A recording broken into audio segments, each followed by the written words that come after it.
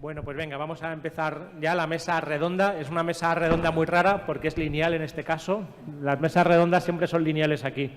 Como la reflexión que hacías, ¿no, María, el otro día, como de alguna manera los espacios están constituidos de una forma que impiden la circularidad, que es muy difícil, o para luego el taller que va a hacer Karina, ¿no? Que es muy difícil hacer un taller que incorpore el cuerpo y la emoción, o que estemos en otra forma, que no sea en un espacio así académico, universitario, que está así, un tío habla aquí desde muy arriba y todos los demás allá abajo escuchando así encajonados en una silla un poco incómoda, ¿no? Es muy difícil salir de este espacio. Bueno, sí, eso hay que cambiarlo. Eso hay que cambiarlo, ¿no?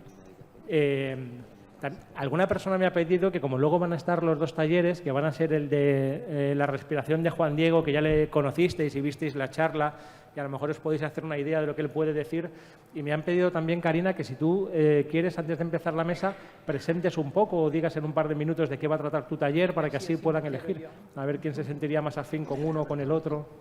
Bueno, muy bien. Bueno, buenos días a todos. Estoy muy feliz de estar aquí compartiendo este espacio con todos ustedes aquí en la mesa y con este público tan bonito. Sí, yo creo que esto de generar más espacios circulares, más espacios de conexión justamente con el cuerpo, porque esta distribución no lo permite tanto, pero sí que bueno, que vamos a intentar en el otro espacio, que tiene un escenario un poquito más grande, trabajar desde ahí. A mí me gusta siempre, cada vez que comienzo o una clase o cualquier tipo de contacto, es tomarme unos segundos con el otro para ir hacia adentro. Entonces, esta es la invitación ahora, antes de explicarles de qué se trata lo que voy a proponer, de qué se trata mi trabajo, los invito a hacer una respiración profunda, conectar con el cuerpo.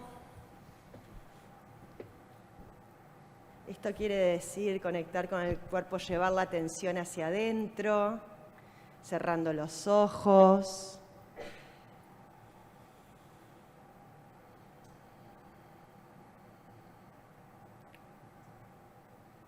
Tener presente la respiración justamente a través de el proceso de inspirar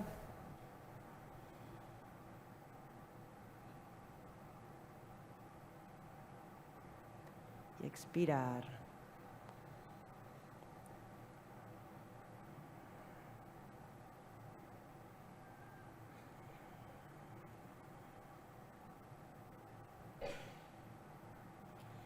Este simple acto de mirar para adentro, de respirar con conciencia, awareness, mindfulness, automáticamente nos pone en relación de escucha de nosotros mismos, de nuestro mundo interior. Nos conecta con el aquí y ahora.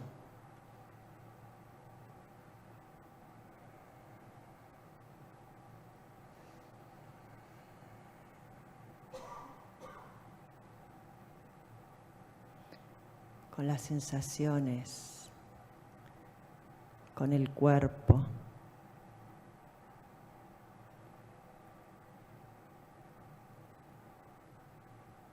La escucha interna. Así estoy hoy. Estas son mis sensaciones, mis emociones.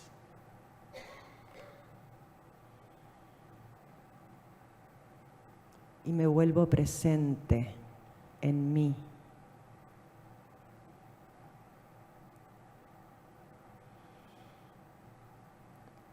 Conecto con mis apoyos, mis pies, planta de los pies, partes del cuerpo que están apoyadas. Siento la sensación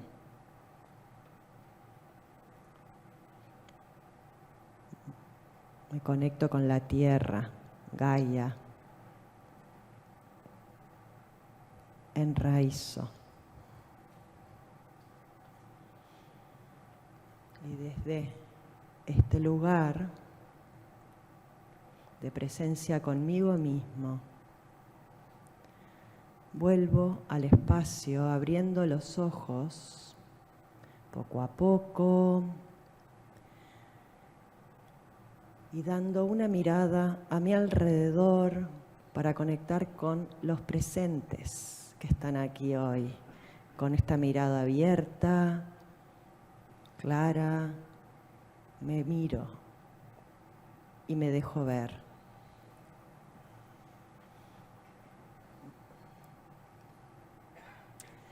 Bueno, muy bien.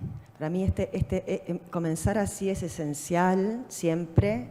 Comienzo de esta forma, donde sea que esté, terapias, clases en la universidad, porque hace 20 años que trabajo en la universidad justamente dando arteterapia, en un espacio de un máster de musicoterapia, y estoy muy acostumbrada a estar en espacios que parecen muy verticales, pero que los podemos convertir en espacios de circulares, horizontales, de conexión con el cuerpo, con nosotros mismos.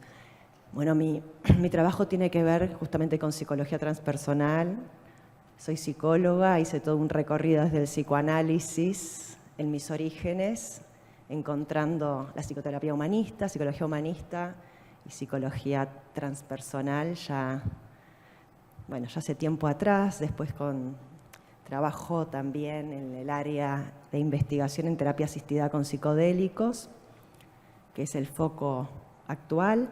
Y la propuesta de hoy tiene que ver con co-crear un espacio juntos a través del arte, de la performance, ya que para mí también empecé a trabajar con arte muy joven, a la vez que estudiaba psicología, luego encontré la arteterapia, y co-crear un espacio de performance art, porque creo que la performance art justamente nos trae al presente, a la co-creación, al aquí y ahora, y a una manifestación de una novedad, un producto nuevo, pero que tiene que ver con el enraizamiento en el presente, lo posible, lo imposible, lo maravilloso, traer todo en juego, y va a tener un componente corporal, por supuesto, musical, de voz, de sonido y terapéutico, espero, y sagrado y ritual,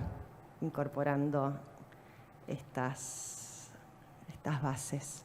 Creo que... ¿Sí? ¿Sí? Muy bien. Venga, pues como habíamos decidido Román y yo que no hubiera un tema concreto para que así pudiéramos hablar de lo que vaya surgiendo, de lo que esté en el aire, pues lanzamos la pelota al público, y si alguien quiere decir, comentar o sugerir algo, vamos a intentar que sean intervenciones no muy largas para que todos podamos hablar, pero no tienen por qué ser solo preguntas. También alguien puede hacer una reflexión o un comentario. Mira, y aquí Javier. Y Javier, tú también estás en la mesa redonda, ¿eh? Aunque estés ahora de azafato del 1, 2, 3, repartiendo el micro. Pues hola, daros las gracias, sobre todo, gracias de corazón. Es una gracia que estemos aquí todos, yo creo que el espíritu hace y se nota, ¿no?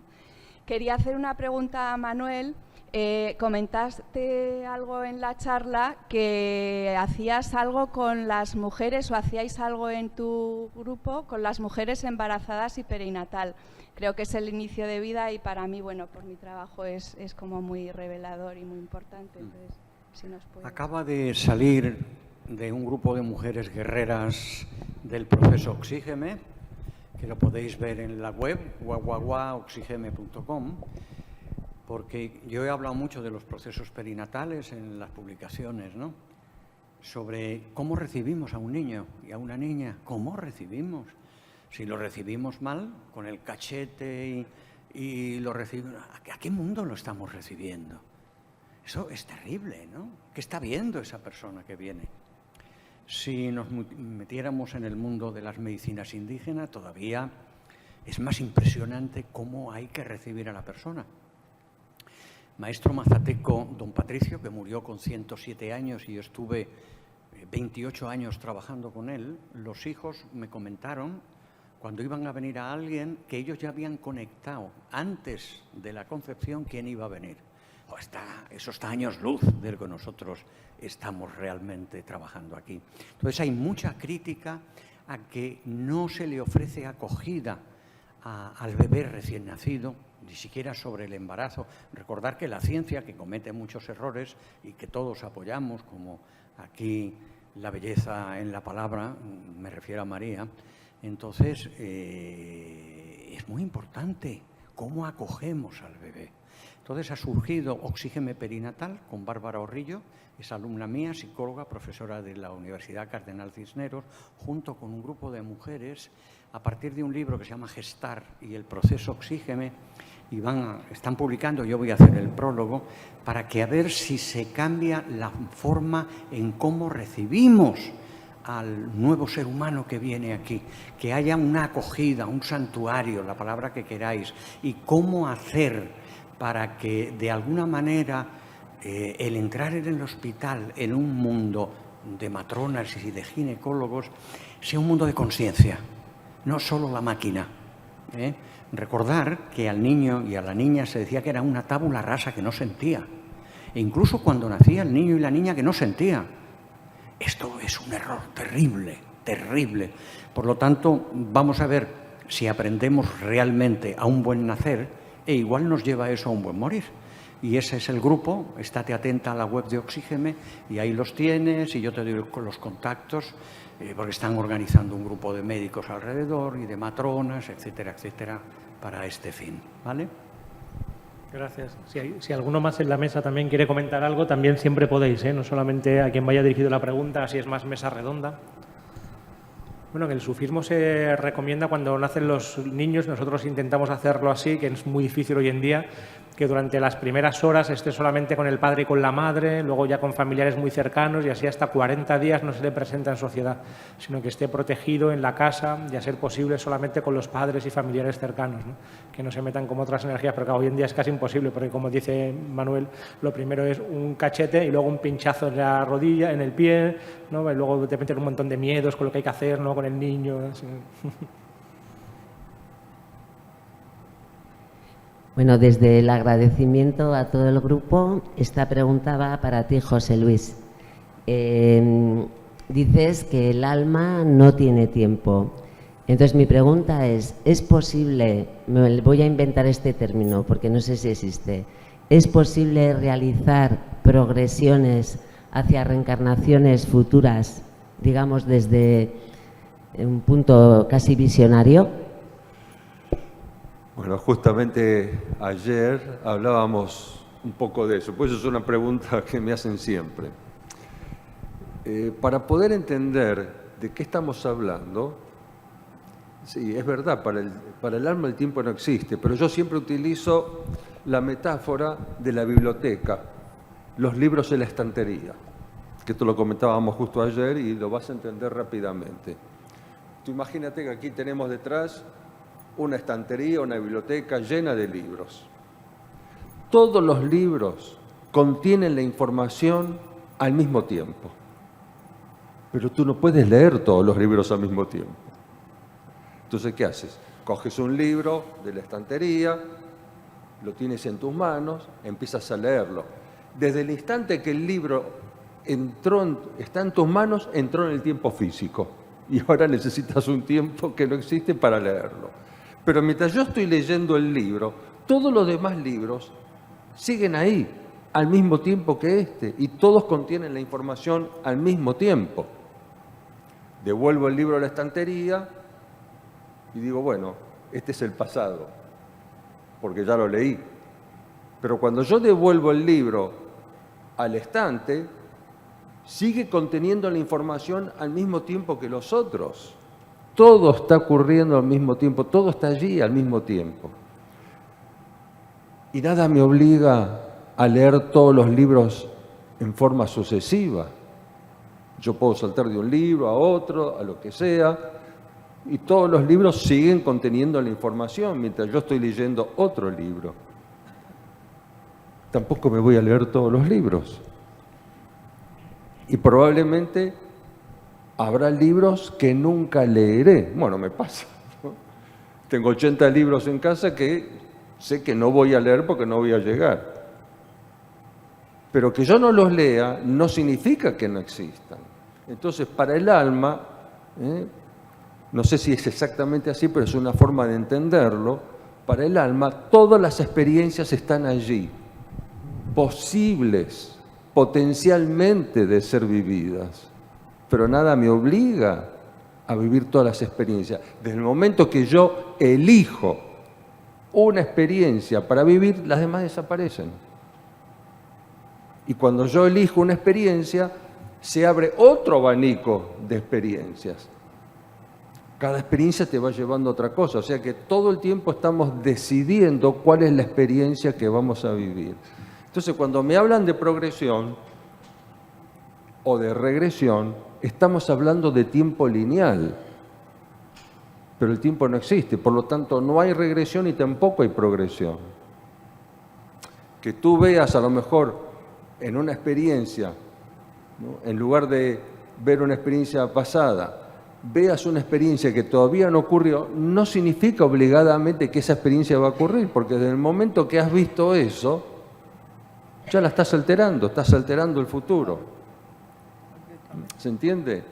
Entonces, bueno, si hablo de progresión, estoy hablando en términos de tiempo lineal, y el tiempo lineal no existe. Y nada me obliga a vivir las experiencias. Además, sí, posiblemente vea algo que va a ocurrir quizás dentro de 20 años, pero si yo no hago lo que tengo que hacer ahora, nunca voy a llegar ahí. ¿Se entiende eso?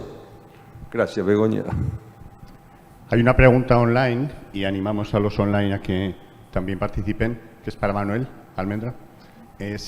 Contaste que conociste 3 personas no humanas y te preguntan cómo se identifica a esas personas no humanas. No sé que haya por aquí alguna.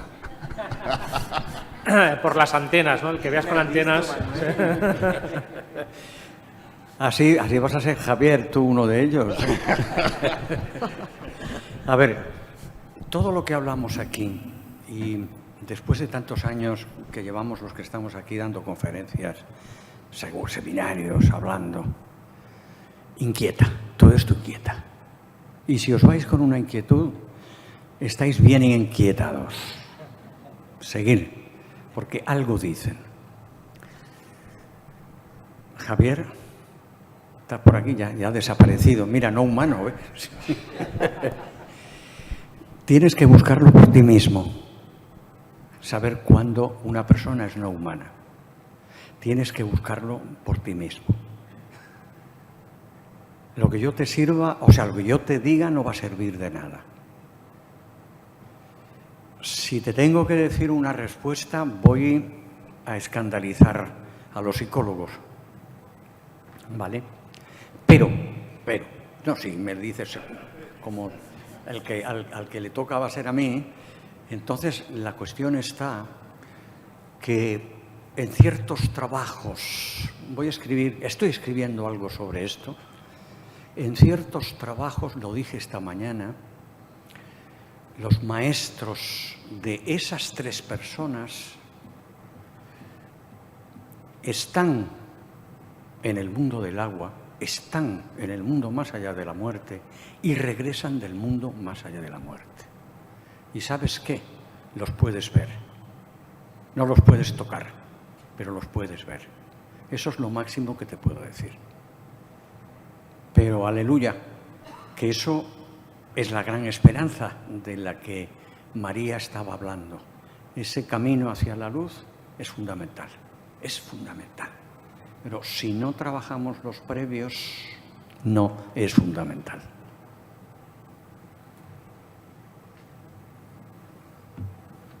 Permíteme decir algo ahí en apoyo de lo que Manuel nos plantea. Esta mañana él hacía alusión a la palabra místico y decía místico tiene que ver con el misterio.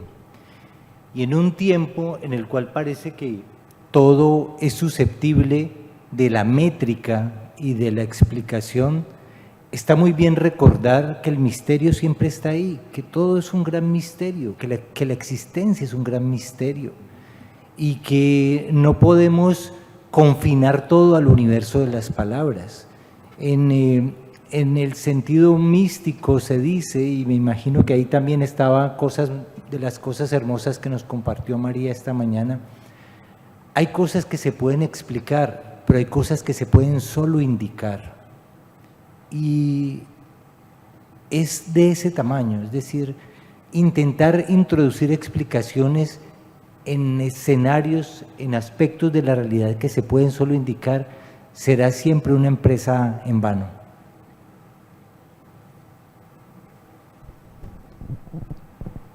Hola. Javier.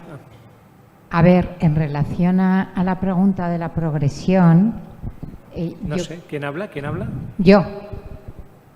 Ah, A ver, que en vale. relación a la pregunta que han hecho o el comentario que hemos hecho de la progresión en las regresiones o en las vidas pasadas, es cierto que, bueno, si para el alma el tiempo no existe, digamos que a lo mejor sí que, y si somos creadores, sí que desde nuestro doble quizás podamos crear, en cierta manera, aunque sea de una manera inconsciente o de una manera onírica, el mejor de los posibles resultados, y nos puede dar, en cierta manera, una información.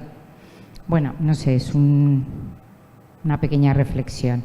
Pero mi pregunta, en realidad, era dirigida también a José Luis en relación al comentario que me llamó la atención ayer, hablando de lo que es el embarazo, que el alma tarda un tiempo en encarnar en un embarazo, cuando se está produciendo una nueva vida.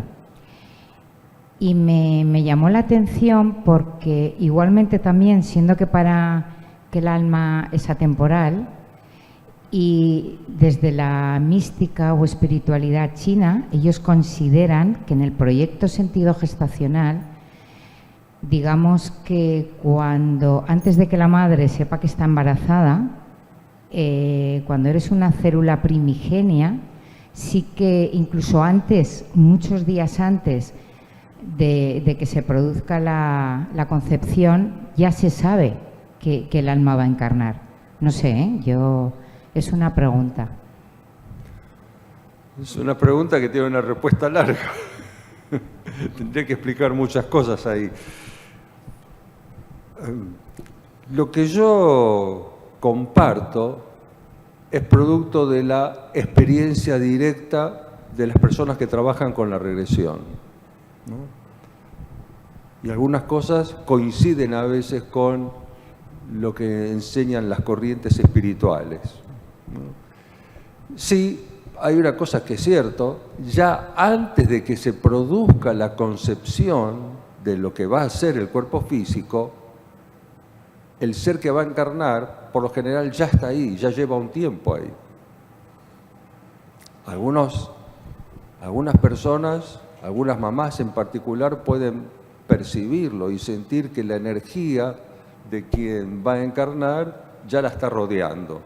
Me acuerdo, por ejemplo, una vez un paciente, ¿no? un muchacho, decía en la experiencia que él no sabía cómo fue, pero que él hizo que los padres se encontraran, ¿no? E inclusive hasta te pueden estimular al acto sexual para que se produzca la concepción en el momento que es más propicio para el alma. Porque nosotros, cuando hacemos la carta natal, los astrólogos, la hacemos a partir del momento del nacimiento, pero nadie tiene en cuenta el momento de la concepción, ¿no? Que también es aprovechado por lo que llamamos alma. Ahora, ¿en qué momento se produce la encarnación? Es un proceso progresivo, porque en realidad la encarnación recién se completa alrededor del 7º año de vida, que es el tiempo en que todos los cuerpos sutiles descienden y la energía, básicamente porque el alma, como yo lo veo, es un campo de energía, ¿no? Y esa energía ¿no es cierto? No puede entrar todo allí en el instante de la concepción, porque el huevo, ¿no es cierto?, la unión del espermatozoide con el óvulo que crea la célula primigenia tiene 1 milímetro de diámetro y es imposible que ese campo de energía inmenso pueda encarnar ahí, porque la célula estallaría. Entonces, en realidad, lo que hay a lo largo del proceso de la vida intrauterina es que a medida que la célula se va multiplicando y se pasa al estado de embrión y después de feto, a medida que se va multiplicando las células, mayor cantidad de energía se va transfiriendo al cuerpo físico. ¿Sí? No sé si me siguen hasta ahí, ¿no? Ahora, ¿qué pasa? Que por lo general, lo que cuentan, estoy hablando de lo que cuentan las personas que atraviesan por la vida intrauterina y el desarrollo del embrión y del feto, es que a veces te encuentras con personas que te dicen que cuando llegan ahí ya hay un cuerpo en el vientre. Entonces, ¿en qué momento realmente llega el alma? Teóricamente, al momento de la concepción. Y algunas personas que atraviesan por esa experiencia dicen que es como un Big Bang, como una explosión de luz, ¿no? Pero hay otros que te dicen, cuando llego ahí ya hay un cuerpo. Entonces, ¿en qué momento se produjo la encarnación? No lo sabemos. Por lo general, a partir del 5º o 6º mes, el alma ya tiene que estar allí y ya no puede salir del cuerpo. Porque durante la experiencia lo que vemos es que el alma sale y entra al cuerpo, que tampoco entra, sino que el cuerpo está dentro del alma, ¿no? Y el alma se va encarnando en cada una de las células, y eso lleva un tiempo. Y esto es interesante porque ya a principios de 1900, uno de los pioneros, que era el francés Albert de Rochas, ya en las experiencias que hizo antes de 1910, él hablaba de esto, de que las personas le decían que entraban, o mejor dicho, salían y entraban al cuerpo durante el embarazo. Bueno, a lo mejor me enrollé un poco con esto, pero básicamente esto es así. Es entender que la encarnación, igual que la desencarnación, es un proceso que lleva un tiempo físico, porque cuando en el momento de la muerte, el alma tiene que retirar toda su energía y tiene que retirarla de todas las células que ha estado adherida en el cuerpo físico, y eso también lleva un tiempo. ¿Sí? Sí, por aquí. Lo primero, dar las gracias a todos por este regalo, ¿no?, de compartir su conocimiento con nosotros. Gracias también a Javier, porque me parece muy meritorio el poder estar aquí en la academia, en la universidad, hablando de estos temas, ¿no? Y de hecho hace un momento estaba mirando un poco el escenario y veía un maridaje singular entre la diapositiva, ¿no?, y a Ramón y Cajal mirando de una forma, no sé, algo singular, ¿no? Ramón y Cajal, que están mirándonos. Eso es, ¿no? Y mirando un poco la temática de la jornada, ¿no? Mirando todo lo que decimos al microscopio. A mí siempre me da también una cosa, porque parece que hay que tener mucho cuidado con lo que se dice, que Ramón y Cajal, y fíjate luego en la que hay en la entrada, que hay una que está justo ahí en la entrada con Ramón y Cajal mirándote así, ¿no? No sé si la habéis visto esa. Por eso me parece muy meritorio y un desafío importante el que podamos estar aclarando esto, ¿no? Y bueno, mi pregunta era para toda la mesa, ¿no?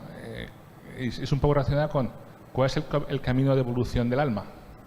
El alma nace, a través de las reencarnaciones va creciendo, va evolucionando, y luego ¿qué?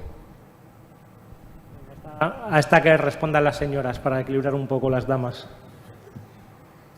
Bueno, la evolución es una mezcla de lo que ya ella trae y de lo que añade la voluntad libre del ser humano. Hoy se habla muy poco de la voluntad en psicología. No está de moda, y sin embargo yo creo que intervenimos en nuestra vida mucho más de lo que creemos, precisamente porque nos gusta que otros tengan la culpa de lo que nos pasa, ya sean otros o otras cosas o las circunstancias. No nos damos cuenta que al hilo de nuestra vida nosotros vamos poniendo paso a paso parte de lo que hacemos. Entonces el alma evoluciona porque trae su carga y trae su desarrollo y su evolución, pero hay que participar de manera libre en esa evolución. Es decir, a nosotros se nos pide la colaboración de lo que somos. No estamos predestinados a ser una especie de cosa ya hecha desde el principio para acabar igualmente hecha al final. Somos una cosa que nos vamos haciendo en la vida espiritual. Al igual que nuestro cuerpo físico pasa de bebé a adulto y a mayor, todo eso requiere la colaboración de una serie de factores que no son solo parte externa, sino desde luego interna. Y ahí entra de una manera clara la capacidad de participar nosotros en nuestra evolución. Es decir, que tenemos una responsabilidad ante lo que acabamos siendo. Es decir, no, a mí me gustaría ser, no, me gustaría no ser tus circunstancias, lo que te ha rodeado, lo que está, eso significa circunstare, lo que te rodea, forma parte de tu vida, más lo que tú decides hacer con ella. Y por lo tanto hay una responsabilidad de carácter moral, psicológico, vital, social, de lo que tú vas consiguiendo. Y por lo tanto, ¿después qué? Pues después hemos llegado a ser aquello que hemos planeado ser. No nos gusta que nos lo digan, porque realmente pensar que todo se debe a que has fracasado. No, no has fracasado, has elegido. Y en la elección existe la posibilidad de equivocarse. La grandeza humana consiste en que nos podemos equivocar. Esa es la grandeza del ser humano. Si no, seríamos robots más o menos perfectos, más o menos definidos, más o menos hechos. Llegaríamos a un punto dado en que nuestro Creador nos hubiera pensado y allí nos pararíamos. Pero no, no nos han puesto límites para crecer. Podemos crecer donde queramos.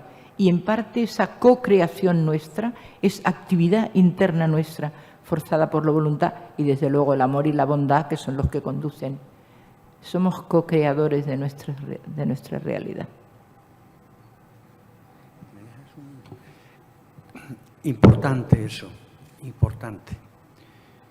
De tanto el mundo indígena como del mundo del Zen y de gente con una cierta especialidad, en realidad cuando definen un ser humano, lo definen como que cada uno de nosotros somos un medio, un instrumento de la conciencia universal en el tiempo de la materia y el espacio. Es decir, en realidad somos instrumentos de ese espíritu que se está hablando aquí y lo importante es ver cómo puedes facilitar esa labor. Y ese sería realmente, podríamos decir, el misterio de la vida.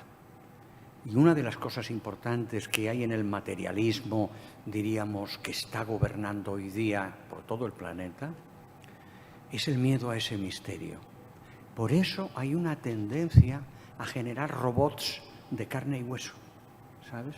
No somos robots de carne y hueso, somos instrumentos de esa conciencia universal y una se tiene que preguntar qué o cómo tiene que hacer para convertirse en un instrumento de que la conciencia universal se expanda en este mundo de sufrimiento.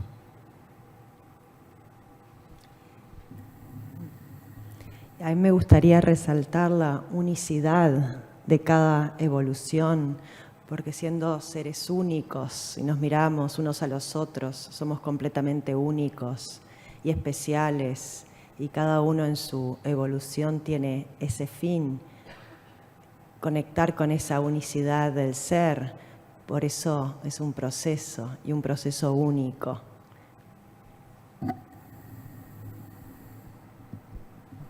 Yo tengo otra duda que hoy me suscita muchas dudas, que están ahí de siempre y ahora emergen con fuerza.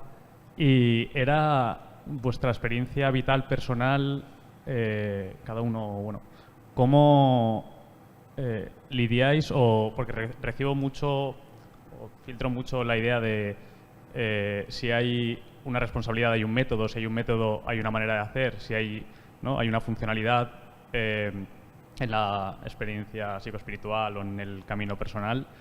¿Habéis lidiado o lidiáis con esa idea de pienso que este método es el adecuado o es el camino y de repente estoy haciendo, en vez de una carrera corporativa, estoy haciendo una carrera espiritual y cómo surfeáis esa ola o, bueno, no sé.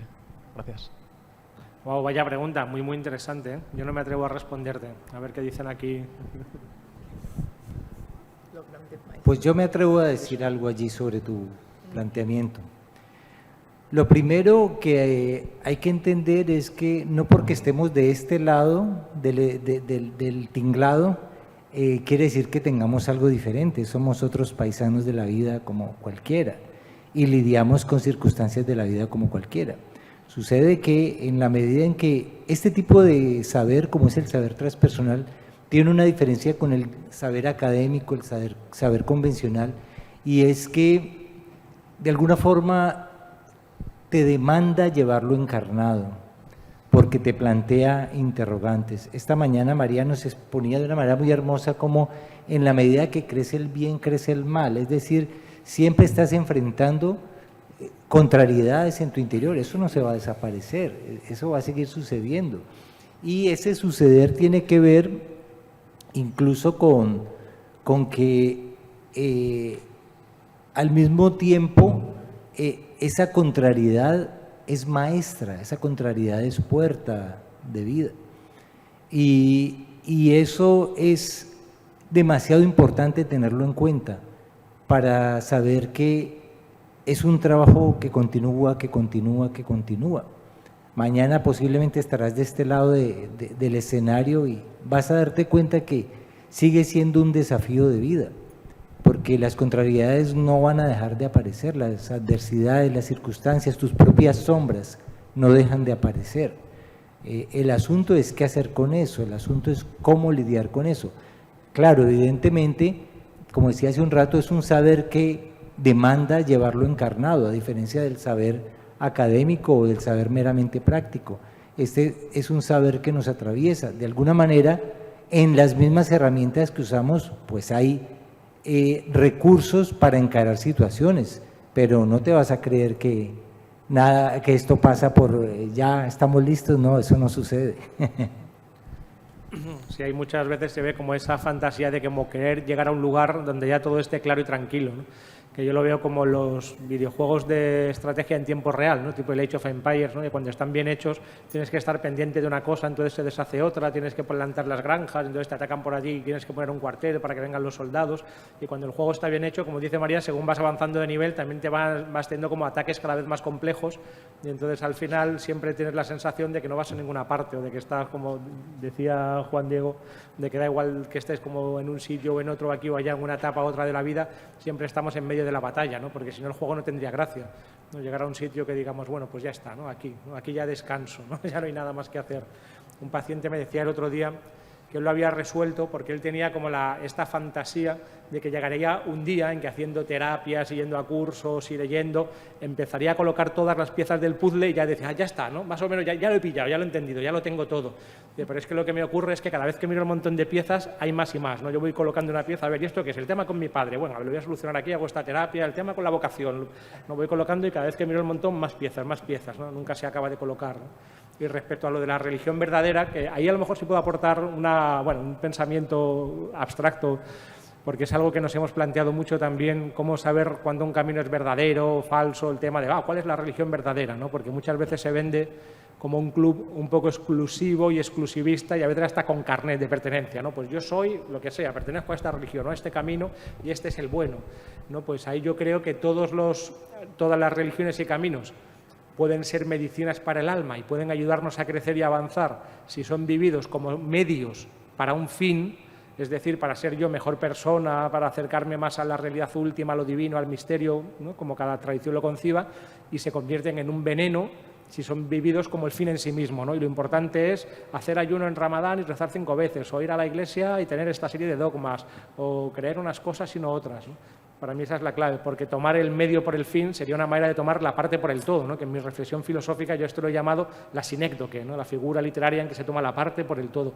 Entonces la clave es cualquier camino puede ayudarnos a avanzar si es vivido como un mero medio para acercarnos a aquello que es el fin en sí mismo, que en consecuencia será siempre misterioso e inalcanzable, ¿no? Es también, en otra metáfora que me gusta, y ya me callo, Es también como cuando en matemática, este juego matemático que quieres llegar como al origen de coordenadas y plantas un punto en cualquier sitio y llegas a la mitad de la mitad, ¿no? Luego a la mitad de la mitad de la mitad, a la mitad de la mitad. Estás infinitamente acercándote o una asíntota, pero nunca puedes llegar, ¿no? Pues es algo así, ¿no? Porque al final todo es un misterio infinito, ¿no? Claro. Y cuando colocas la última pieza del mecano, el mecano se derrumba. Eso. Justamente, exacto. Y dices, llevo aquí 15 años haciendo esto, ¿no? Y cuando creía que ya lo tenía... Sí.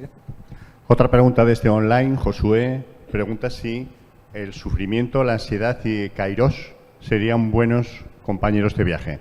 La pregunta la dirige sobre todo a María o a Diego o a quien queráis de la mesa. Sufrimiento, ansiedad y Kairos. ¿Contestar a la ansiedad? Bueno, yo arrancaría casi que agregando una información. Esta mañana María muy claramente nos hablaba de la gracia y en últimas hasta podríamos decir que todo es reductible a eso, a la gracia, que la gracia divina se pose sobre nosotros y podamos acceder a esa oportunidad de compenetrarnos con lo esencial. Pero también podemos decir que, por ejemplo, el budismo es muy claro en que el camino es esfuerzo, ¿no? Para el budista no es que te venga del cielo, sino que si durante muchas encarnaciones trabajas de manera disciplinada, pues vas a tener la oportunidad de el encuentro con lo luminoso. Pero también existen otras puertas. Eckhart Tolle, no sé quiénes conozcan por aquí Eckhart Tolle es muy claro en decir que su proceso de despertar de conciencia es resultado de un profundo sufrimiento. Él estaba considerando seriamente suicidarse cuando conecta con esa dimensión profunda. Uno podría decir, eso de nuevo fue la gracia. Sí, pero es que el sufrimiento es una puerta. Y en ese mismo sentido está lo que comentábamos ayer, que yo decía que lo había aprendido aquí con el maestro Manuel y que él lo nombró esta mañana, el obstáculo es la palanca. La oscuridad es el combustible de la luz. También nos enseñaba Manuel hace muchísimos años, por ejemplo, sobre los síntomas. La ansiedad es finalmente simplemente un síntoma. Y es un síntoma que además tiene mucha persistencia, como contábamos ayer, en este tiempo moderno, en esta sinrazón moderna. Y es un síntoma que se parece a esta metáfora que Manuel nos regalaba hace muchísimos años. El síntoma es la boya que un submarino en crisis lanza a la superficie. Entonces, ¿qué significa quitar los síntomas? Significa dar un tijeretazo al cable que conecta la boya con el submarino del problema. Entonces, si cortamos la boya, pues ya no hay síntomas, pero el problema en el submarino sigue estando allí. Entonces, digamos que todo esto es redondo después de todo y por un lado o por otro va sucediendo eso que tiene que suceder. Ahí a lo que comenta él, efectivamente hay una situación, y pasa mucho en España, que nos ponemos a seguir a una persona que está a 12.000 kilómetros de aquí y perdemos la oportunidad de poder aprender en el yoga de la esquina, ¿vale? Es importante, pero eso es un mal endémico que el Imperio Británico nos colocó con la leyenda negra. Entonces, la cuestión está en que sí que es cierto que en estos momentos tienes que saber con quién trabajas, eso está muy claro, porque el diablo, María, no sabe para quién trabaja, ¿sabes? El diablo no sabe para quién trabaja. Entonces, la cuestión está en que hay centros de Zen por toda España. Está, por ejemplo, el Zen de Betania de Ana María Luther con 90 años haciendo Zen. Es un Zen cristiano, ya que se hablaba antes de Nomilla Lasalle. Ella es discípula de Nomilla Lasalle. Sí. Y tienes ahí buenos maestros, ¿vale? Por lo tanto, no hace falta irse a Rusia, ¿vale? Los hay.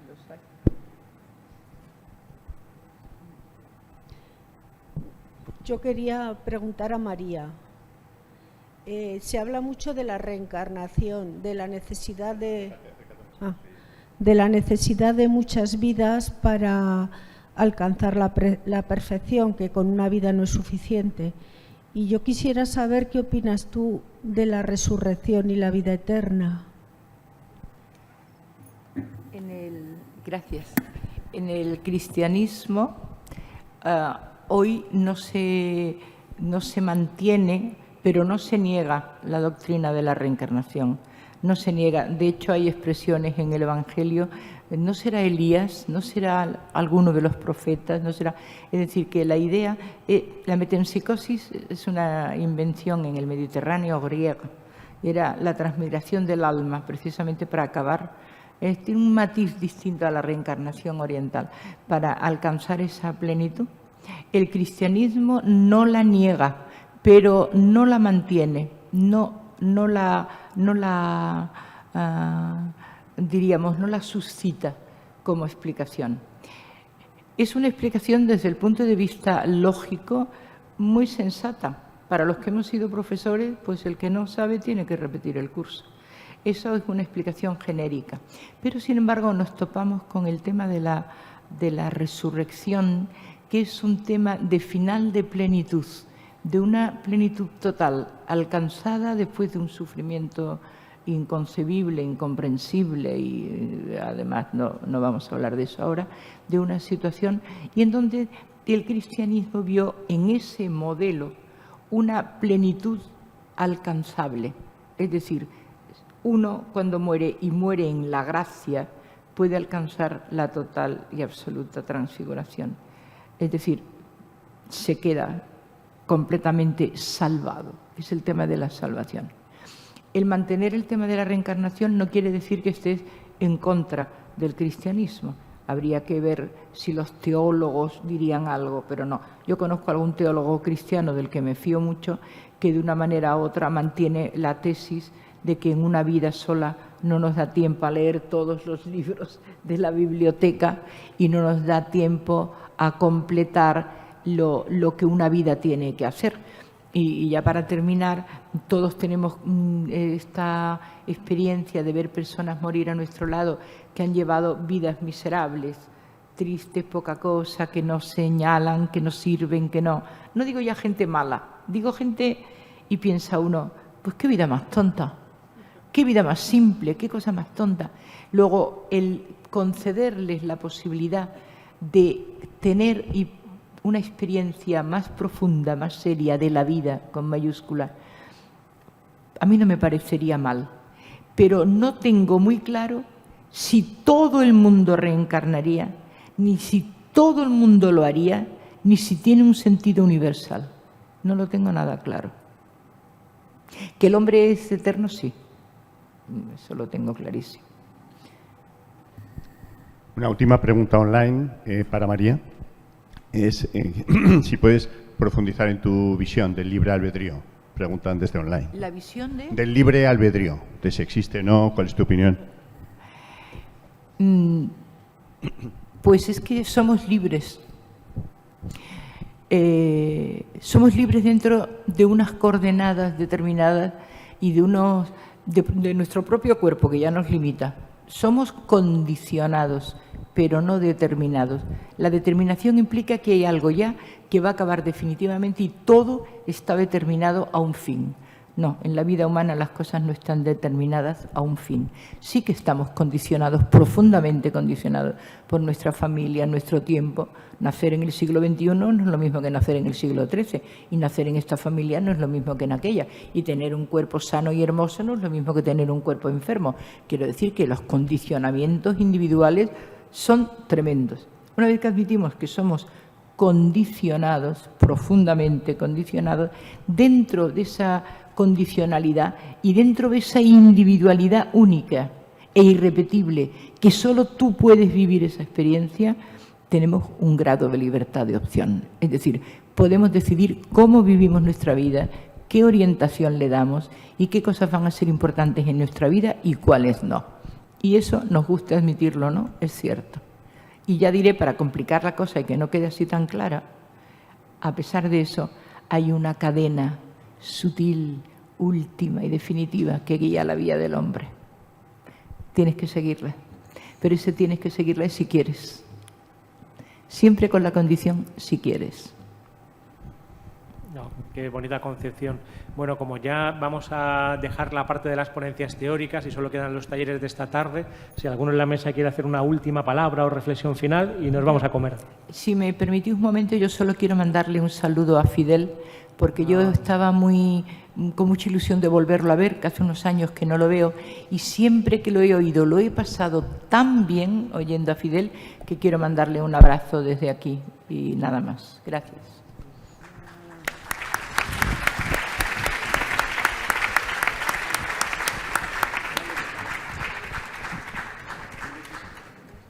Si se me permite una última pregunta para ti, José Luis, porque la tengo en mente hace mucho tiempo, ¿no?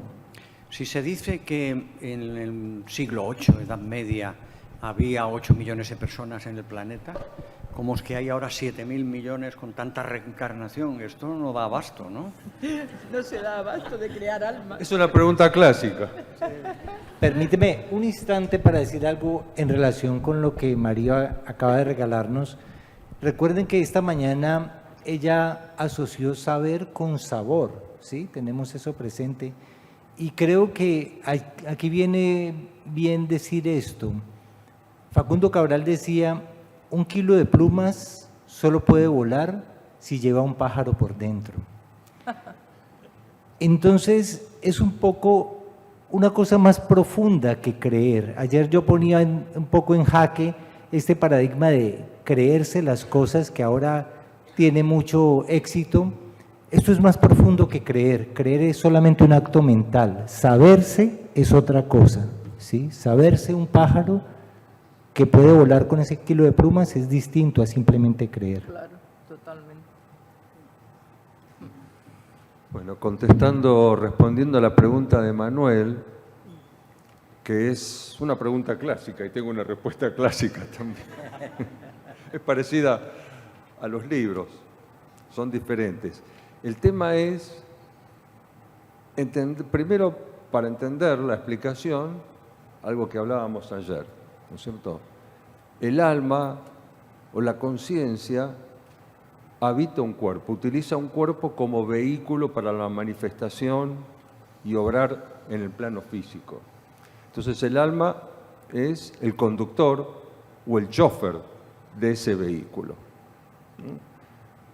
El cuerpo es un vehículo. Entonces vamos a tomar el ejemplo de que el alma es el conductor, pero no la ves al alma. ¿Qué es lo que ves? Ves el vehículo. A principios de 1900, ¿cuántos autos había circulando por las calles del mundo? Eran muy pocos y además eran caros. Sin embargo, la población ya estaba ahí. Lo que pasa es que faltaba el vehículo. Y pocas personas podían acceder a un vehículo. Recién cuando Henry Ford inventa la cadena de montaje y fabrica el Forte, entonces muchas más personas, almas, pudieron acceder a tener un vehículo propio. Hoy prácticamente hay más vehículos que población, ¿no? Entonces, esta es una forma de entenderlo. ¿Qué pasaba? Sí, en el siglo V había tantos cuerpos, pero había más almas. Lo que pasa es que no había cuerpos. Es muy sencillo la ecuación. A medida que nos hemos ido multiplicando en cuerpo físico, mayor cantidad de almas podían acceder a la experiencia del cuerpo físico. Por eso hay millones de almas todavía ahí esperando un cuerpo físico, la oportunidad de encarnar. Y este último siglo, siglo XX y siglo XXI, te ofrece todavía más posibilidades, con lo cual a lo mejor un mismo ser, una misma conciencia puede nacer, morir, renacer y volver a morir y renacer en un mismo siglo, cosa que antes no podía ser. Así que bueno, básicamente esta es la explicación más sencilla. Gracias, Manuel, por la pregunta. ¿Queréis comentar algo más? ¿No?